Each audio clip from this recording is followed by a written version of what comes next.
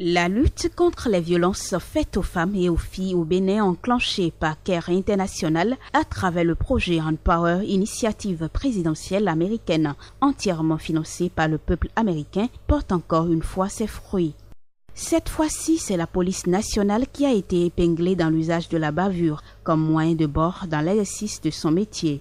On ne peut pas admettre ça dans un pays comme le nôtre, surtout de la part d'officiers de police judiciaire, d'agents de police judiciaire, en qui nous avons beaucoup plus confiance, qui sont nos partenaires dans cette lutte. Je ne peux pas l'accepter. Sieur Servo Alexis, gardien de paix en service au commissariat d'Alada, est en train de limer ses dents contre les barreaux de la prison civile de Cotonou.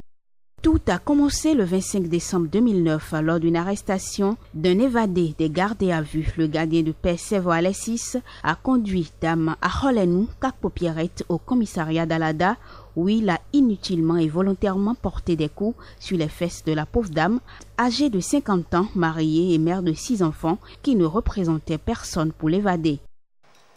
Je ne sais pas ce qu'il a pris, mais toujours est-il qu'il s'est acharné sur les fesses de la pauvre dame sans même faire une enquête, sans aucune investigation pour s'assurer que cette dame qu'on soupçonnait d'être la mère du délinquant était véritablement la mère.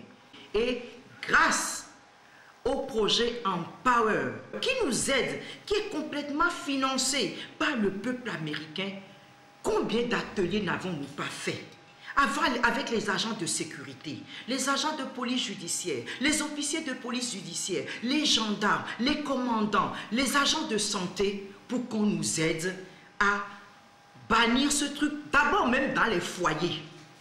Ils sont censés être nos partenaires pour nous aider, pour que l'on ne voit plus jamais cela. Et quand ce sont eux-mêmes maintenant qui se mettent à faire ce genre de trucs, il faut que justice soit faite.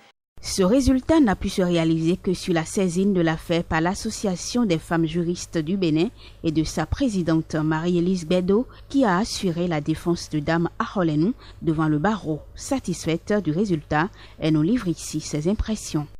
Certains pensent que nous n'avions pas à les toucher parce qu'ils s'occupent de la société. Mais s'ils nous traitent aussi comme ça, que devienne la société? Moi, j'ai toujours dit que ils ont la possibilité de faire dans l'équité. Quand ils se trouvent avec de grands bandits, qu'ils traitent les grands bandits comme ils le méritent.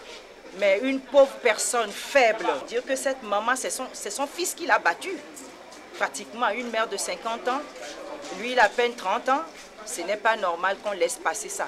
Donc ici on n'est pas venu pour discuter de comment il faut que la police fasse ou pas.